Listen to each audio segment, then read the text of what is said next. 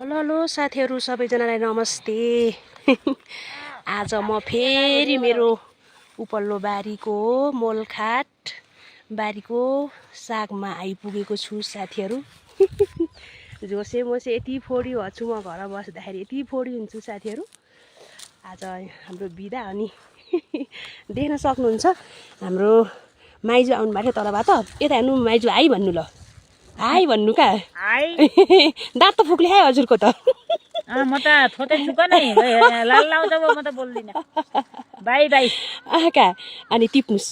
अनि यहाँ माइजू आउनु भएको थियो लुङ्गी सिलाउने भनेर, अनि इन्डियाबाट ल्याएको खास्तोलाई पछ्यौरालाई लुङ्गी भनेर ल्याएको रे। अनि एकछिन हाँस्यौँ, बस्छु लुङ्गी सिलाउँछु भनेर आएको रे। अनि सासूहरूसँग, अनि पल्तिरको सासू त हुनुहुन्थ्यो, हाम्रो सासू फेरि म्याग्दी जानु भएको थियो, अनि बस्न चाहिँ पाउनु भएन। अनि यहाँ साग लाने भन्नुहुन्थ्यो, अनि साग टिप्न आसम साथीहरू।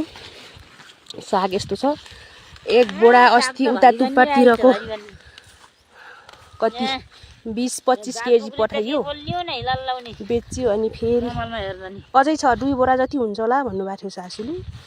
आजको मौसम चाहिँ यस्तो छ, हुस्सु के भन्छ यसलाई, तुवालो लाग्छ सबै। अनि माइजू हुनुहुन्छ। अनि यस्तो गाइस, माइजू गाउँघरमा त यस्तो अब ओल्तिर पोल्तिर बाँडेर खाने चलन छ होइन। यति सागलाई कति पर्छ?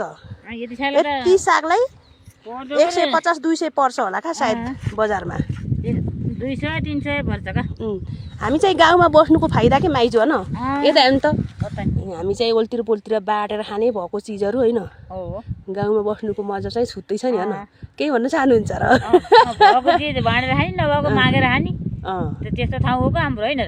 मलाई फेरि माइजूले नयाँ आलु ल्याइदिएर आउनु भएको थियो। यतिखेर पुरानो आलु छ नि त हाम्रोमा, नयाँ आलु छैन। अनि कहाँबाट ल्याउनु भयो रहेछ, मलाई आलु ल्याइदिएर आउनु भएको थियो। अनि मैले फेरि माइजूलाई साग दिन लगाएको ल, हरिचौरबाट पठाइदिएको थिएँ, त्यहाँ बाँडेर खानुलाई ल्याइदिएको का।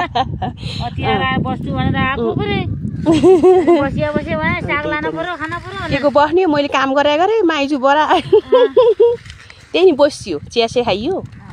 ल हुन्छ साथीहरू, अहिलेसम्म भिडियो हेरिदिनु भयो है। अनि हाम्रो मार्फाको साग यहीँ ताराखोला बागलुङमा उत्पादन भइरहेको छ भन्दै बिदा भए है त साथीहरू। ल धन्यवाद, बाई भन्नुहोस्। बाई होस्टेलमा लगाएर खाने हो क्या यो साग त। मैले त घर लाने भन्नुहोस् का। मैले घर लाने, अब टिपेर होस्टेलमा लगाएर बेच्ने, नानीहरूले खान्छन् गर्ने हो का। ल बाई भन्नुहोस्। By by by.